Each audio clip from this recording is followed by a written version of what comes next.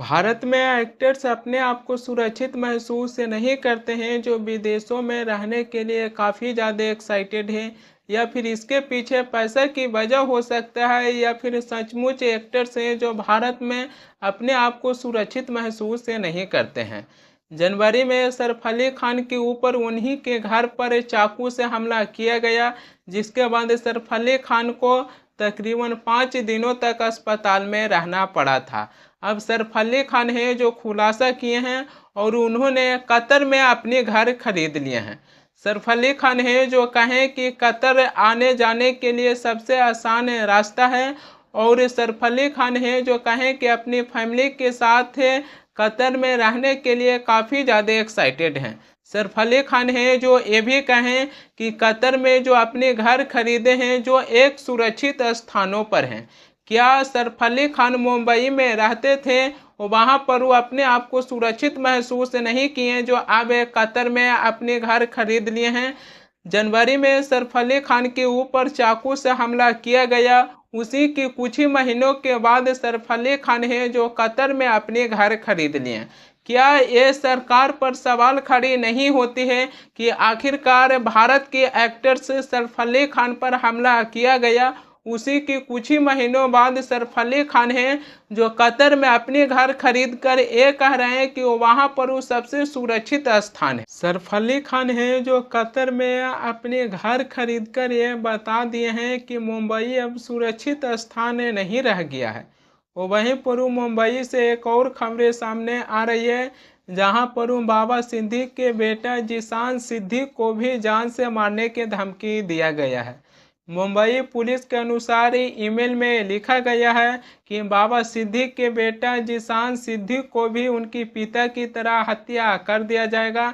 Email में 10 करोड़ रुपए की रंगदारी मांगा गया है और ईमेल में ये भी लिखा गया है कि हर 6 घंटे पर ऐसी ईमेल है जो भेजा जाएगा। जिसके बाद बाबा सिद्दीकी के बेटा जीशान सिद्दीकी हैं जो मुंबई पुलिस को इसको लेकर बताएं, जिसके बाद मुंबई पुलिस है जो सक्रिय हो गए हैं। बाबा सिद्दीकी कौन है? एनसीपी नेता बाबा सिद्दीकी को 12 अक्टूबर 2024 को उन्हीं के बेटा के ऑफिस के सामने बाबा सिद्दीकी के ऊपर 3 हमलावर हैं जो ताबड़तोड़ फायरिंग किए। इसमें बाबा सिद्दीकी की जान चल गया। बाबा सिद्दीकी के जान जाने के बाद कुछ ही महीनों के बाद अब उनकी बेटा जीशान सिद्दीकी को भी जान से मारने की धमकी दिया गया। मुंबई में बाबा सिद्दीकी की हत्या कर दिया गया और उसके पीछे किसका नाम आया था जो किसी से छिपा हुआ नहीं था। बाबा सिद्दीकी की हत्या होने के बाद लॉरेंस बिश्नोई गैंग है जो उस हत्या की जिम्मेवारी ले लिए और उसमें अनमोल बिश्नोई को गिरफ्तार कर लिया गया था। लॉरेंस बिश्नोई इस समय गुजरात की साबरमती जेल में बंद हैं, लेकिन जेल में बैठे बैठे सलमान खान को जान से मारने की धमकी दे देते हैं, जो पुलिस भी कुछ भी नहीं कर पाते हैं कि आखिरकार सलमान खान के घर पर क्या लॉरेंस बिश्नोई गैंग के लोग हैं जो फायरिंग किए या फिर किसी और ने फायरिंग किए। लॉरेंस बिश्नोई गैंग की दुश्मनी सलमान खान से केवल काले हिरन तक ही सीमित नहीं रह जाती है। लॉरेंस बिश्नोई हैं जो 2021 में दिल्ली पुलिस को स्टेटमेंट दिए हैं। उसमें लॉरेंस बिश्नोई हैं जो कहें कि मुझे वासुदेव ईरानी मर्डर केस में गिरफ्तार कर जोधपुर लाया गया और वहां पर हमें एक अदालत में पेश किया गया। अदालत से निकलते वक्त उसी समय सलमान खान हैं जो उसी कोर्ट में तारीख पर हाजिर हुए थे। उसी समय हमने सलमान खान को जान से मारने की धमकी दिए क्योंकि सलमान खान हैं जो काले हिरन का शिकार किए थे और अदालत है जो सलमान खान को सज़ा नहीं सुनाए थे। लॉरेंस बिश्नोई हैं जो अपना स्टेटमेंट दिए हैं, उसमें ये भी कहें कि मैं मीडिया में आने के लिए और बिश्नोई समाज में अपना नाम के लिए सलमान खान को जान से मारने की धमकी दी है। लॉरेंस बिश्नोई हैं जो 2021 में दिल्ली पुलिस के सामने ये स्टेटमेंट दिए हैं और ये मैं अपने मन से नहीं कह रहा हूँ। एबीपी न्यूज है जो इस खबर को लेकर पुष्टि किए हैं कि लॉरेंस बिश्नोई हैं जो मीडिया में आने के लिए ये सब किए हैं और बिश्नोई समाज में अपना नाम बनाने के लिए उन्होंने ये सारे कामें किए हैं। एनसीपी नेता बाबा सिद्दीकी की हत्या हुआ उस समय भी मैंने अपनी वीडियो बनाए थे और उस समय भी मैंने अपनी यही बातें किए थे कि लॉरेंस बिश्नोई हैं जो अपना अपराध किए हैं उसकी सज़ा जेल में काट रहे हैं।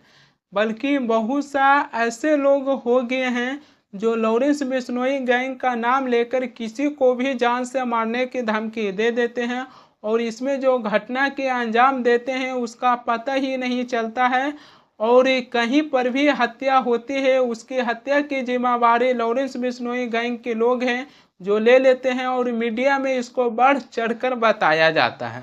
लॉरेंस बिश्नोई को आगे बढ़ाने में सबसे बड़ी मदद किए हैं हमारी इस देश की मीडिया।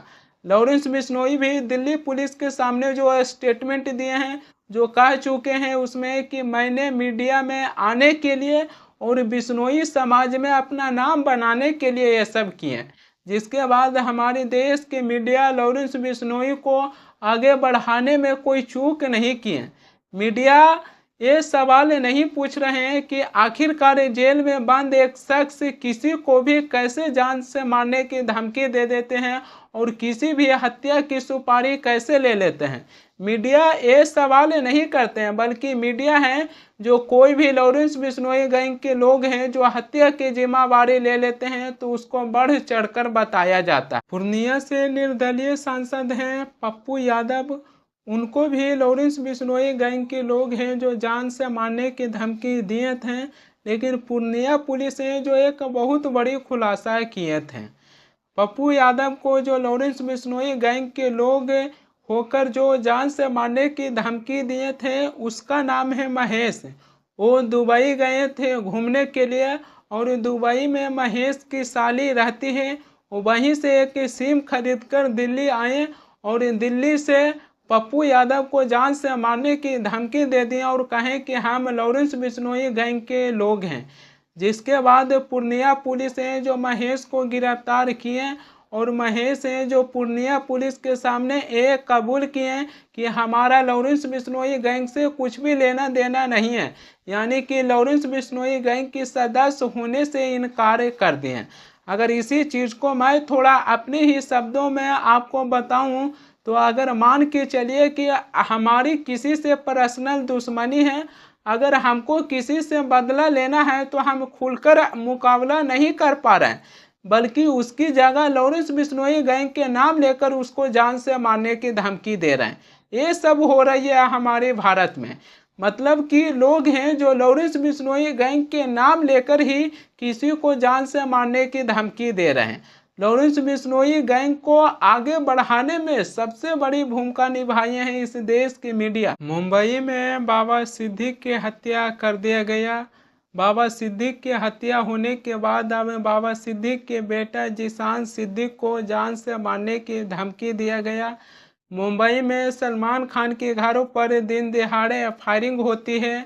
मुंबई में सरफ अली खान के ऊपर जानलेवा हमला हुआ, जिसके चलते सरफ अली खान हैं जो कतर में अपने घर खरीद लिए हैं और उन्होंने ये भी दावा किए हैं कि मुंबई से सबसे ज़्यादा सुरक्षित स्थान है कतर, इसी के चलते वो कतर में अपने घर खरीद लिए हैं। मुंबई में ये सारी घटना हो रही है, आखिरकार वहाँ की सरकार कर क्या रहे हैं। मुंबई है जो महाराष्ट्र सरकार के अंतर्गत आते हैं। महाराष्ट्र के मुख्यमंत्री देवेंद्र फडणवीस हैं और महाराष्ट्र के उप मुख्यमंत्री एकनाथ शिंदे और एनसीपी से अजीत पवार हैं। एकनाथ शिंदे के ऊपर कुणाल कामरा हैं जो टिप्पणी किए हैं, तो एकनाथ शिंदे की समर्थक हैं जो कुणाल कामरा की स्टूडियो में जाकर तोड़फोड़ किए और एकनाथ शिंदे के समर्थक हैं जो कुणाल कामरा को जान से मारने की धमकी दी। लेकिन मुंबई में ये सारी घटना हो रही है, आखिरकार इस घटना को लेकर वहाँ की सरकार कर क्या रहे। देखिए इस वीडियो को कि इस वीडियो में कुणाल कामरा की स्टूडियो को क्या हुलिया बनाकर रख दिए थे एकनाथ शिंदे की समर्थक।